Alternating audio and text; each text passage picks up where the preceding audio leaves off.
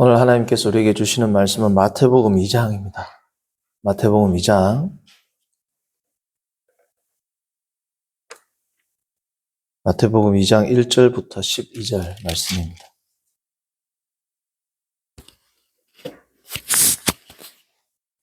마태복음 2장 1절로 12절 말씀 한 절씩 교독하시고 12절은 합독합니다. 헤롯 왕 때에 예수께서 유대 베들레헴에서 나시매 동방으로부터 박사들이 예루살렘에 이르러 말하되 유대인의 왕으로 나시니가 어디 계시냐? 우리가 동방에서 그의 볼을 보고 그에게 경배하러 왔노라 하니. 헤롯 왕과 온 예루살렘이 듣고 소동한지라. 왕이 모든 대제사장과 백성의 서기관들을 모아 그리스도가 어디서 나겠느냐 물으니. 이르되 유대 베들레헴이오니 이는 선지자로 이렇게 기록된 바. 또 유대인 땅 베들레헴아 너는 유대 볼 중에서 가장 작지 아니하도다. 내게서 한 다스리는 자가 나와서 내 백성 이스라엘의 목자가 되리라 하였음이니이다. 이에 헤롯이 가만히 박사들을 불러 별이 나타난 때를 자세히 묻고 베들레헴을 보내며 이르되 가서 아기에 대하여 자세히 알아보고 찾거든 내게 구하여 나도 가서 그에게 경배하리라. 박사들이 왕의 말을 듣고 갈새 동방에서 보던 그 별이 문득 앞서 인도하여 가다가 아기 있는 곳 위에 머물러 서 있는지라. 그들이 별을 보고 매우 크게 기뻐하더라. 집에 들어가 아기와 그의 어머니 마리아가 함께 있는 것을 보고 엎드려 아기께 경배하고 보배합을 열어 황금과 유향과 모략을 예물로 드리니라. 그들은 꿈에 헤롯에게로 돌아가지 말라 지시하심을 받아 다른 길로 고국에 돌아가니라. 아멘.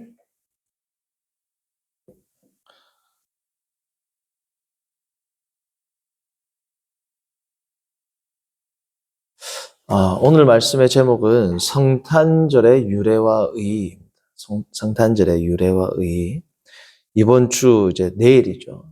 정확히 내일 월요일이 성탄절, 예수님이 탄생하신 날을 기념하고 예배하고 경배하는 성탄의 날이 됩니다.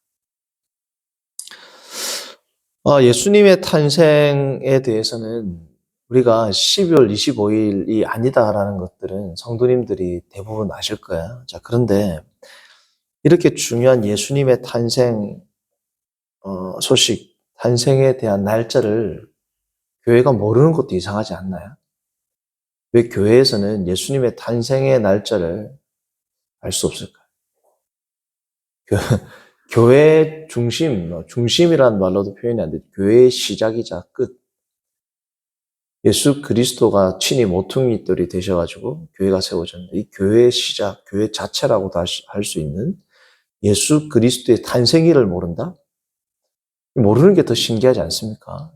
근데 왜 모르게 되었을까요? 그것은 크게 두 가지 이유 때문입니다. 첫 번째는 뭐냐면 옛날에 예수님까지는 아니지만 과거에 많은 유인들, 유명한 사람들이 아주 옛날, 플라톤이나 아리스토텔레스나 피타고라스나 이렇게 기원전 300년, 500년, 1000년 이렇게 넘어가는 사람들은 그들의 출생 연대를 보면 모른다. 그냥 물음표 해가지고 물음표인 사람들도 있어요. 물음표. 죽는 날짜는 알아요. 죽는 날짜는 왜 알까요? 태어날 때는 이 사람이 유명한지 안 유명한지 알아요, 몰라요? 그냥 애기란 말이죠. 모른단 말이죠. 막 태어나니까. 혹은 조금 시간이 가면 태어날 때 BC 예를 들면 480년. 근데 BC 480년하고 무슨 글자가 쓰냐면 C가 있어요. C. BC 말고 BC 480C 이렇게 써놓은 거 있습니다. 혹은 BC C 480 이렇게 쓸 때가 있어요. 자, 그 말은 뭐냐 하면 앞에 C는 뭐냐 하면 정확하게 언제 그년쯤 태어났다 이겁니다. 480년이나 481년이나 479년이나 정확히 모른다는 겁니다. 그래서 대략이라는 영어 단어가 뭐냐면 circa입니다. circa. C-I-R-C-A. 이게 라틴어 끼르까에서 나왔거든요. 영어 circa라고 그러죠. circa. 그래서 이 circa는 라틴어로 C-I-C-A. 이게 C-I-R-C 이게 뭐냐면 대충이라는 겁니다. 대충. 그래서 예를 들면 완곡어법 이렇게 둘러서 말한다 할 때 완곡어법을 영어로 circumlocution이라고 합니다. circum이 이렇게 두르다라는 뜻입니다.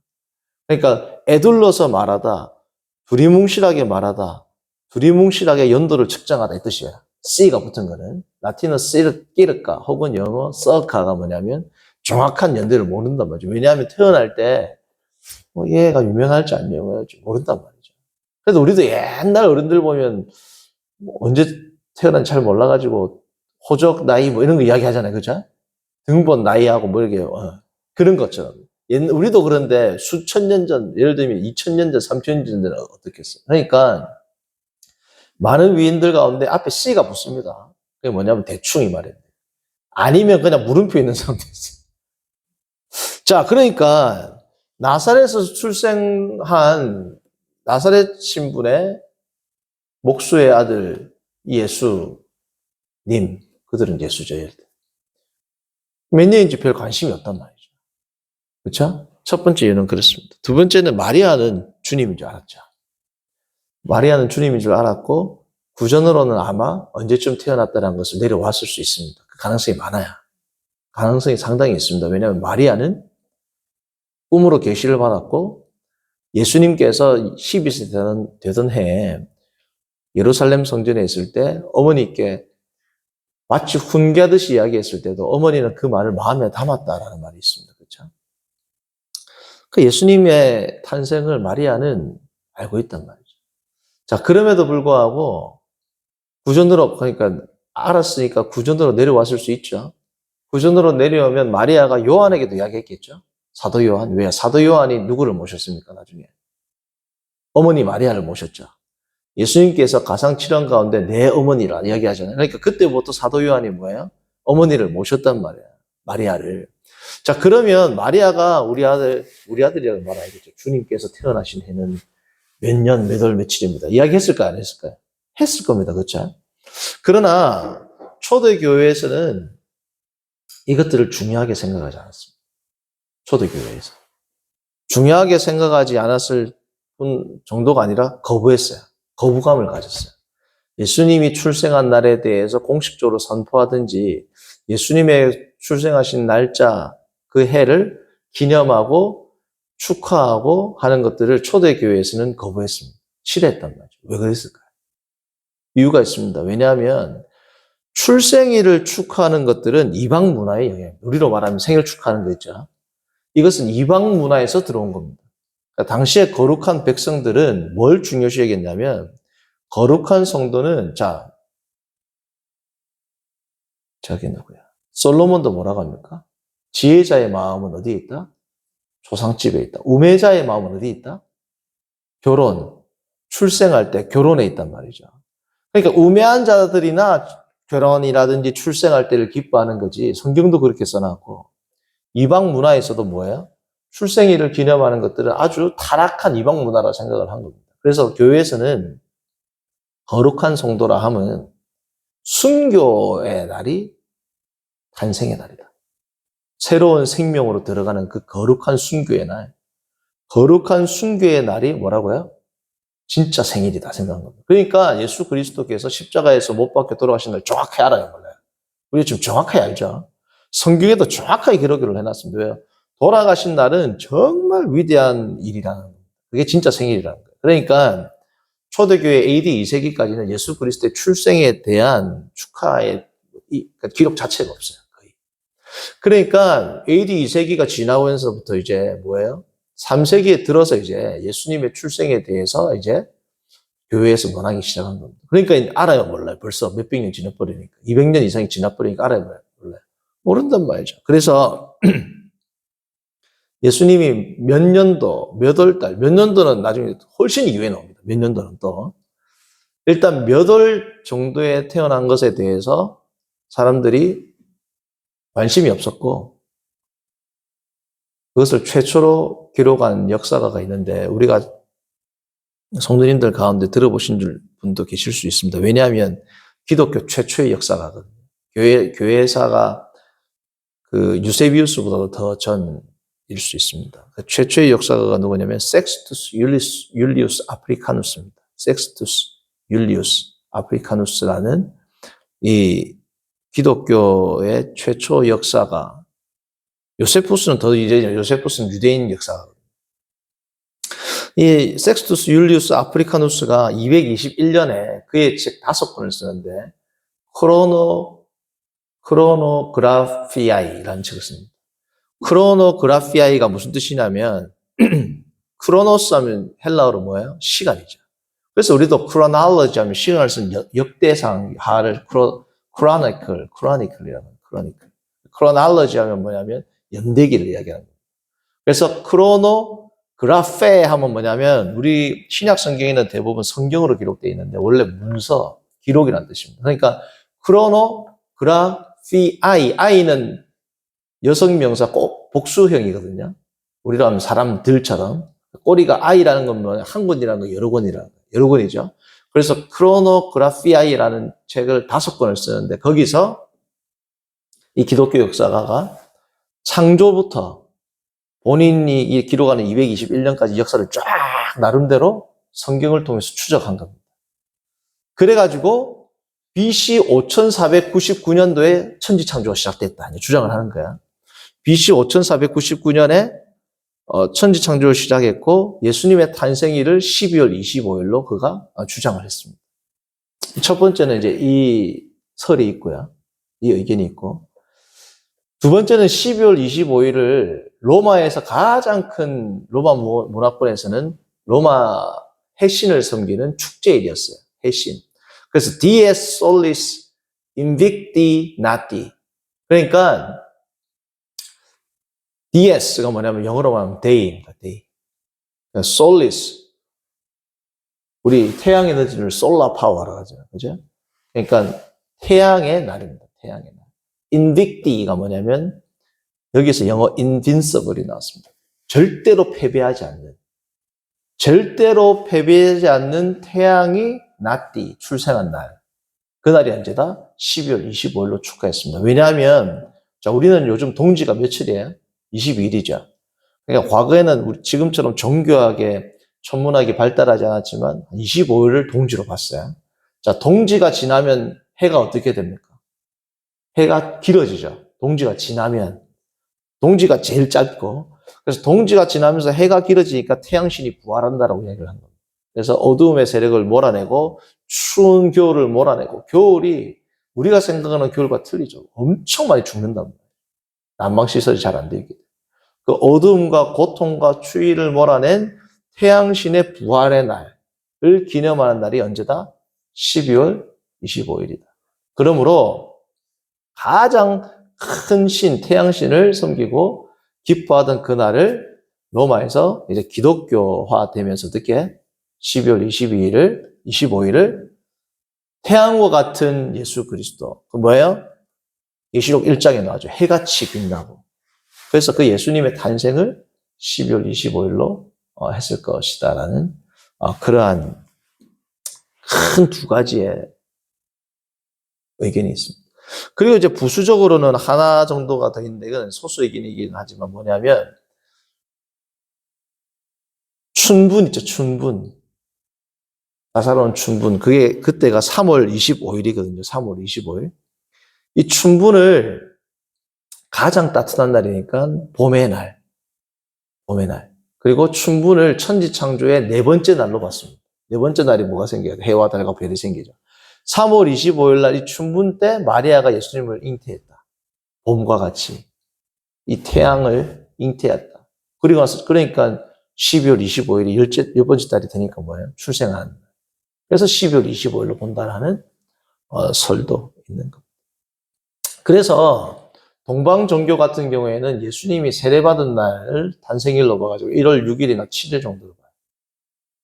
그래서 동방 종교는 1월 6일이나 6일 날 아르메니안 종교 같은 경우는 1월 6일 날 드리고 어쨌든 1월 6일 혹은 7일 날이 뭐다? 그들에게는 성탄절이다. 그래서 크게 보면 기독교는 12월 25일, 동방 종교에는 언제? 1월 6일이나 7일. 유대인은 언제라고요? 12월 초순이나 중순. 이게 음력을 쓰니까 좀 달라지죠. 유대인들은 이때 뭘 지킨다고? 성탄절이 아니라 하누카. 성전을 봉헌한 날. BC 165년 12월 25일. 키슬루월 25일이니까 음력이니까 바뀌잖아요. 그러니까 성탄은 기독교, 유대교는 하누카, 동방종교는 1월 6일 날 성탄. 이렇게 지키는 게 오늘날 기본적인 세계 종교의 흐름이 되었고 문화가 된 겁니다. 자, 그런데 예수님이 지금 탄생한 날은 그래서 12월 25일은 아니라는 거야. 이런 설이 있는데, 자, 그러면 정확히 예수님이 언제쯤 오셨을까요? 예수님께서. 일단 연도를 알아야 되죠. 아노 도미니 해서 뭐예요? AD 같습니다. AD, 그죠? 근데 요즘에는 AD를 안 쓰고 CE를 쓰는 추세입니다. CE. 이게 요즘에는 메리 크리스마스도 써야 안 쓰죠. 안 써요. 예수님에 대해서 기독교에 대한 색채를 다 빼요, 안 빼요? 빼죠. 그러니까 BC 안 씁니다. 요즘 학계에서는. Before Christ. 우리는 예수님 남는데 뭐 BC냐? 그 사람들은 뭐 쓰냐? BCE 이랍니다. 옛날 기원전을. Before Common Era. BCE. BC나 똑같은 건데 그 말 안 쓰겠다는 거야. AD, 아노 도미니. 주님이 나신. 무슨 주님이냐? CE, Common Era. 그러니까 BCE, CE 이렇게 나눠요. 학계에서는. 물론 BC나 AD로 나오는 경우도 있지만 이제 기독교에 대해서 거부감을 가진 사람들. 어쨌든 통상적으로 BC와 AD를 나누는 기준을 예수님의 출생일로 보지 않습니까? 근데 예수님의 출생일을 정확히 BC 4년에서 7년 사이로 봅니다. 학자들이. 보통 BC 5년에서 6년으로 봐요. 왜 이렇게 연대가 틀어졌느냐? AD 6세기에 이제 한 수도사 중에서 디오니시우스 엑스구스라는 수도사가 있어요. 디오니시우스 엑스구스가 뭐 때문에 했냐면 정확하게 부활절을 기념해야 되잖아요. 기독교에서 가장 큰 날이 뭐예요? 성탄절보다 더 크게 한 게 뭐예요? 부활절이란 말이에요. 이 부활절을 정확하게 날짜를 계산해야 되는데 날짜 계산이 돼, 안 돼? 안 돼요. 왜요? 달력이 엉망진창이에요. 왜 달력이 엉망진창이냐? 옛날에는 지금처럼 양력, 음력 이게 통일된 달력이 있을 때가 아닙니다. 달력이 어떻게 해야 되냐면 예를 들어서 로마식, 이집트식, 나라마다 다 틀려. 이스라엘, 유대 다 틀려. 왜 틀릴까요? 왕이 즉위하는 날이 1년인 겁니다. 예를 들면 알렉산더 즉위 1년, 누구 즉위하는 원년 이런 오잖아요. 그러면 이 즉위할 때에도 봄에 측정을 하는 경우도 있고, 예를 들면 어떤 사람이 5월 달에 즉위를 했어요. 5월 1일 날. 예를 들면 3월 25일 날 했는데 즉위식은 4월 1일 날 한단 말이에요. 항상 봄 첫날 한단 말이죠. 봄의 첫 번째 날을 즉위식을 하는 사람이 있고, 예를 들어 경우도 있고, 3월 25일 날 왕이 됐어요. 근데 4월 1일 날 하는 경우도 있고, 때로는 9월 1일 하는 경우도 있단 말이에요. 가을에 하는 경우도 있고, 봄에 하는 경우도 있어요. 근데 이게 뭐 한두 명이면 사람들이 기억하는데 이게 몇백 년 지나버려 가면 왕 순서하고 연대가 틀어질까 안 틀어질까요? 막 엉망진창 대쁩니다. 봄에 즉위했는데 이게 가을에 즉위식을 하면 연도가 만으로 하면 틀어져야 안 틀어져야? 틀어지죠. 그것도 골치가 아프단 말이에요. 한 몇백 년이 지나면 막 순서도 헷갈려. 성경만 그런 게 일반 역사도 그렇습니다. 그래가지고 그렇게 하는 경우도 있고 아니면은 이름도 자 우리도 톨레미 왕조, 톨레미 1세, 2세, 투트모스 1세, 2세 있어요 없어요? 셀류키드 1세, 안티오코스는 뭐예요? 안티오코스는 4세죠. 같은 이름으로 1세, 2세, 3세, 4세니까 헷갈려 안 헷갈려? 그것도 헷갈려. 그렇게 하는 경우도 있고 즉위식으로 하는 경우도 있고 때로는 그리스 같은 경우에는 예를 들면 올림픽이 열리는 해로 막 엉망진창이에요. 그 달리기 통일이 돼야 안 돼요. 통일이 안 돼. 그러니까 디오니시우스 엑스구스가 이 통일을 시켜야 되겠다. 통일을 시켜야 되겠다가 계산을 쭉 했습니다. 그래서 계산을 했는데 오차가 좀 났어요. 한 5, 6년 난 거야.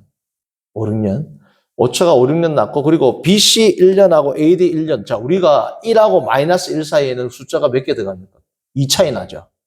중간에 0이 있죠. 근데 0년 있어요, 없어요, 우리는? 마이너스 1, BC 1년에서 AD 1년으로 바로 넘어옵니다, 달력은. 이러한 것들이 이제 디오니시우스 엑스구스가 이제 이렇게 추정을 한 건데, 당대 학자들도 이 달력 조금 틀린데 알았어요. 정밀하게 하니까. 당대에도 예를 들면 바벨론의 그 수학이라든지 저기 인도의 수학이 엄청 발달했습니다, 성도님들. 바벨론의 수학들은 어마어마하게 그 사람들은 십진법 안 썼잖아요. 그렇죠? 60진법인가 썼을 겁니다. 그 바벨론 사람들. 정확한 건 아닌데. 10진법을 하면 3으로 나누면 3이 안 떨어지잖아요. 3.333 이러다 떨어지잖아요. 그거를 바벨론 사람들, 바벨론 수학들은 그게 떨어지도록 만들어 이 수를 썼다고 그래요. 어쨌든 엄청나게 탁월했기 때문에 이 천문학이라든지 이런 것들이 되게 발달을 했어요. 뒤에 오늘 살펴보겠지만. 그래서 이게 연대가 좀 틀어진 걸 알았습니다. 알았는데 당대 학자들이 그냥 넘어가서 골치 아프다. 그냥 일단 통일하는 것만 해도 대단하다. 그래가지고 이제 디오니시우스 엑스구스로부터 시작해가지고 어떻게 이제 통일적인 이 달력이 나오게 된 겁니다. 자, 그러면 예수님이 태어난 건 적어도 AD 1년은 아니라는 거죠. 그렇죠? 자, 그러면 예수님은 언제 태어나셨느냐? 여러 가지 지표가. 첫 번째, 자, 헤롯 대왕이 죽기 전에 태어나서 죽고 나서 태어났어요. 예수님께서. 성경을 보면. 죽기 전에 태어나셨죠. 그러니까 헤롯이 예수가 누구냐면 2살 아래로 다 죽여라. 헤롯이 BC 4년 3월에서 4월 사이에 죽습니다. BC 4년. 자, 그러면 예수님은 적어도 BC 4년 1월이나 2월, 아무리 빨리 태어나도 그때 태어났겠죠. BC 4년 3월 전에는 태어났어요. 그죠? 그리고 2살 아래로 죽이려 했으니까 뭐예요? 보통 BC 5년, 6년, 많이 잡으면 7년까지 잡을 수 있겠죠. 헤롯 대왕이 예수님을 죽이라고 한 그 명령을 보면 BC 4년 초반에서, 극초반에서 BC 7년 어간이 될 수 있다, 없다? 있다라는. 두 번째는 이때에는 전 세계에 유례없는 기이한 징조가 보였어요. 하늘에서. BC 7년에 무슨 일이 있느냐? 목성과 토성이 물고기 자리에서 한 번도 아니고 3번을 만났다라는 기록이 나옵니다. BC 7년에. 그래서 어떤 학자들은 동방 박사들이 이거를 보고 찾아왔다. 그러면 BC 7년 정도 예수님이 태어나신 거예요. BC 7년에 뭐가 만난다? 목성과 토성이 어디에? 물고기 자리에서 한 번도 아니고 몇 번? 3번 만난다. 자, 목성은 영어로 주피터입니다. 주피터는 누구 신 이름이에요? 제우스 신 이름이에요. 그래서 목성은 뭘 상징하냐면 아주 탁월한 통치자 왕을 상징합니다. 목성. 토성은 뭘 상징하냐? 악을 상징해. 그러니까 토성이라는 것은 당시 헤롯 대왕이 너무 악했죠. 그래서 헤롯 대왕을 상징했고 물고기 자리는 정통적으로 누구를 상징하냐면 이스라엘 백성입니다. 그래서 기독교인들도 뭘 그래요? 물고기 익투스 그리잖아요. 그게 이에수스 크리스투스 데오스 히오스 소테르 예수 그리스도 하나님의 아들 구주 예수 그리스도라는 말에 머리 글자를 떠서 익투스도 되지만 원래 하나님의 백성을 상징하는 게 뭐라고요? 물고기 자리란 말이에요. 그러니까 이스라엘 백성들 가운데 악한 헤롯이 있는데 어려운 통치자가 오신다. 이렇게 해석을 한 겁니다. 이 바벨론의 이 술사들이 당시에는 파르티아 제국이 이제 바벨론을 점령했으니까 이 동방 박사들은 파르티아 제국에 있었던 이 동방 박사들이라고 추정을 해요. 이 동방 박사들이라는 것은 정확히는 알 수 없지만 저기 누구야? 그리스의 역사가 헤로도투스의 히스토리라는 역사가 있어요. 헤로도투스의 역사 1권 101장과 103장을 보시면 이 동방 박사들이 뭐한 사람이냐? 단순히 천문학을 연구한 게 아니라 당시에 천문학을 연구했다는 건 뭐예요? 점성술을 연구했죠. 점성술을 연구했다는 걸 뭘 알아내는 거예요? 신탁. 그들이 섬기는 신을 알아낸 겁니다. 그들의 섬기는 신의 뜻을 안다는 것은 똑똑해, 안 똑똑해요? 그래서 가장 똑똑한 사람이 누구였어? 다니엘과 술사들이잖아요. 바벨론에, 그죠?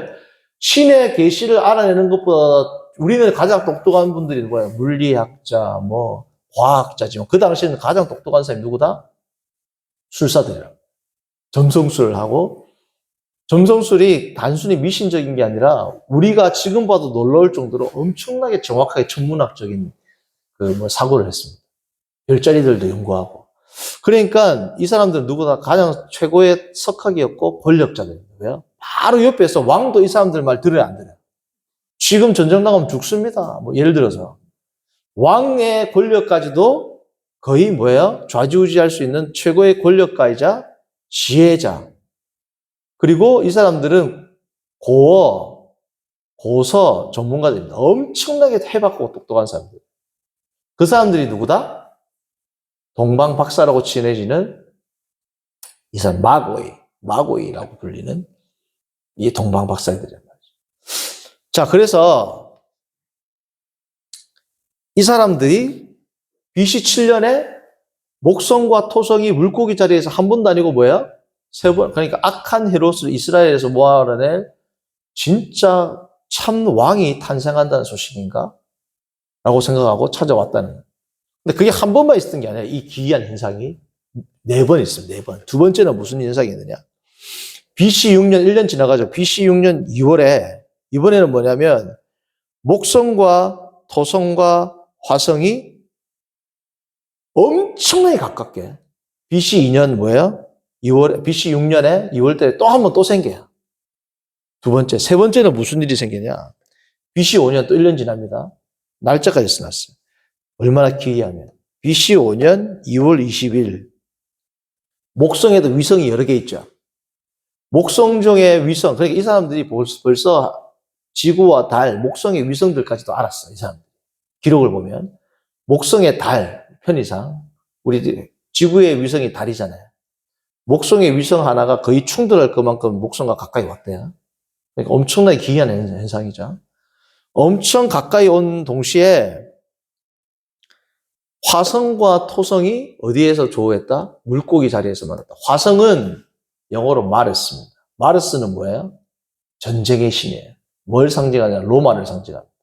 그러니까 로마와 토성, 악한 헤롯이 완전히 이스라엘을 장악하고 있는데 뭐예요?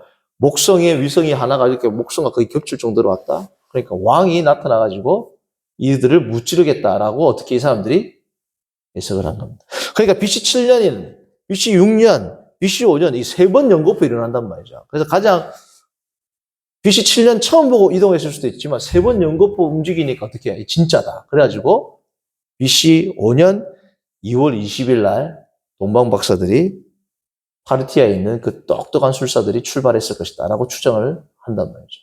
그러면 보통 얼마나 걸리냐면 5주에서 7주 걸립니다. 이동하는데. 그러면 언제쯤 올까요? 3월 말이나 4월 초 중순에 온단 말이죠. 그러니까 이 술사들이 언제 왔다? 3월이나 3월 말에서 4월, 절대로 4월 말은 안 넘어가고 보통 넘어갈 수도 있지만 절대로는 아니죠. 어쨌든 3월 말에서 4월 중순 사이에 도착했을 것이다. 그리고 특이한 사실은 별 하나가 예수님의 집에 머물러 있었다 그랬잖아요. 그게 중국 문서에도 나옵니다. 중국 문서에. BC 5년 3월에 70일 동안 밝은 별이 한 곳에 머물러 있었다. 중국 문헌에 기록되어 있어요.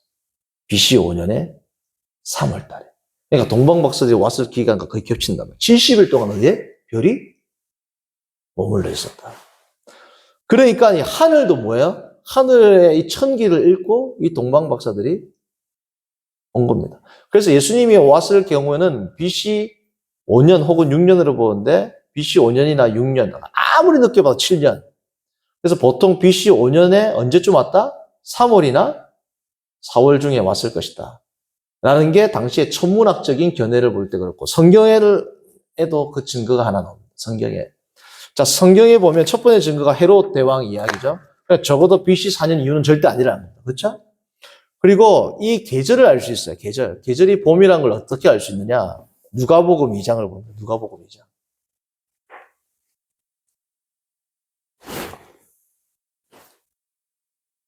누가복음 2장을 보시면 2장 8절, 2장 8절에 아주 중요한 단서가 나와요. 누가복음 2장 8절을 보시면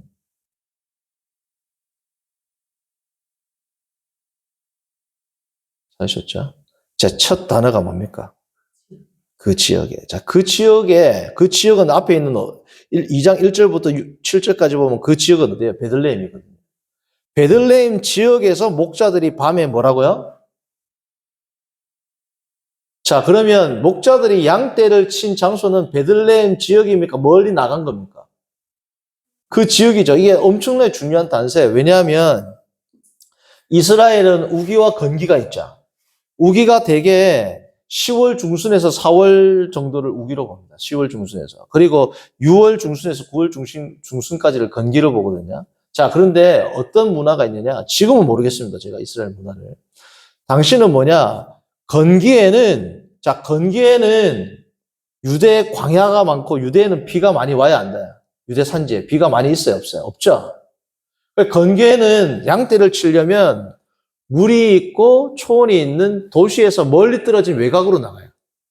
그때가 언제다? 건기 때다. 그때가 언제다? 9월이나 6월 중순에서 9월 중순까지 어디로 나가? 멀리 나간다. 근데 우기는 언제냐면 10월 중순부터 4월 달까지 우기거든요. 10월 중순에서 4월 중순에 우기인데 지금 이 사람들이 뭐예요? 목자들이 밤에서 뭐예요? 양떼를 치죠. 밤에서 양떼를 치니까 뭐다? 이건 우기란 말이죠. 우기. 그쵸? 우기에 목자들이 베들레헴 근처에서 그러니까 10월 중순에서 4월 사이에 뭐예요? 예수님이 태어나신 거예요. 자, 그런데 밤에 또 친다 그러죠. 밤에. 겨울에는 되게 춥단 말이죠. 그러니까 아마 봄 우기이면서 봄에 예수님이 탄생하셨을 것이다라고 추정을 한단 말이에요. 그러면 이거랑 아까 천문학적인 거랑 거의 맞아 떨어져요, 안 맞아 떨어져요.